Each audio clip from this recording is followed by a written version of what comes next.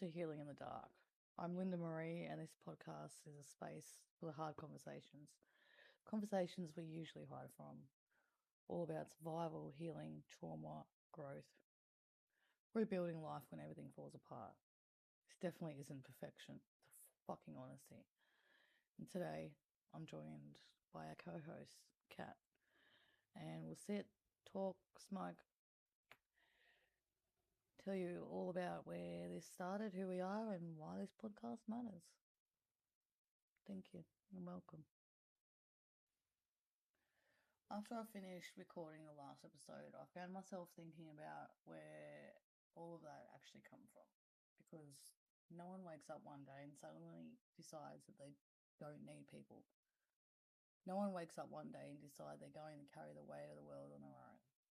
Those beliefs come from somewhere, and for me, I think a lot of it started before I even realised. I touched briefly before about me and Mum ending up in emergency accommodation during year 10 and how that affected me more than I realised.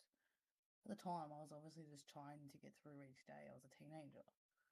I should have been worried about school, friends, boys, all the stupid shit teenagers were meant to worry about. Instead, I was carrying fears that felt way too big for my age. I remember trying so hard to act normal, trying to go to school, smiling, pretending everything was okay. I was worried about Mum.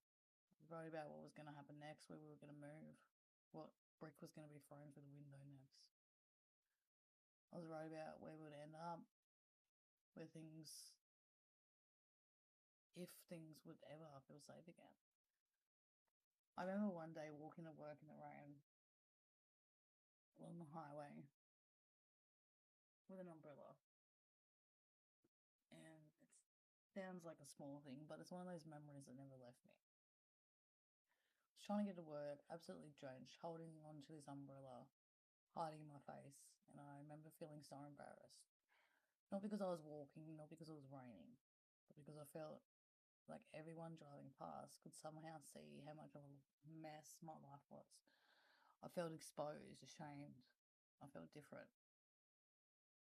I remember looking at all the cars going past and wondering what people would think if they knew what was really going on. If they knew I was going to school, trying to work, trying to help Mum, trying to hold everything together. Standing there in the rain, I remember feeling incredibly alone. Like everyone's life was moving forward while Mum was stuck. And I was marching through this storm just to get to work. I was just trying to get through the day. Realised what hurt wasn't the fact of obviously walking in the rain. It wasn't the walk. It wasn't the situation itself. It was the shame. The shame of feeling different. The shame of feeling like I had somehow fallen behind everyone. The shame of carrying struggles no one else could see.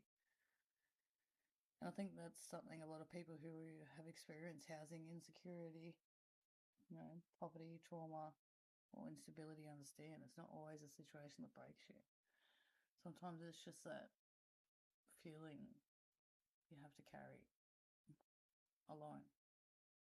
So that day, I kept walking, I kept showing up, I kept pretending everything was okay because I didn't know what else to do.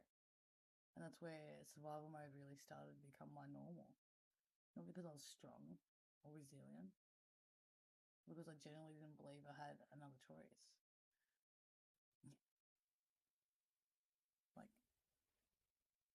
I wasn't strong, I wasn't resilient. I was doing it all because I had no other choice. Like, you learn to adapt, you learn to keep functioning no matter what happens around you. You learn to keep moving forward even when you're terrified. You learn to smile when you're hurting, you learn to survive. And after a while, survival stops feeling like a temporary response to a difficult situation. It starts to become normal. The anxiety becomes normal, the stress becomes normal, the chaos becomes normal. And when the chaos becomes normal, you stop recognizing it as chaos. You just call it life. And looking back now, I think that's one of the biggest reasons survival mode became such a huge part of my personality. for so much of my life. I wasn't learning how to live, I was learning how to survive. And that's where another pattern started to form.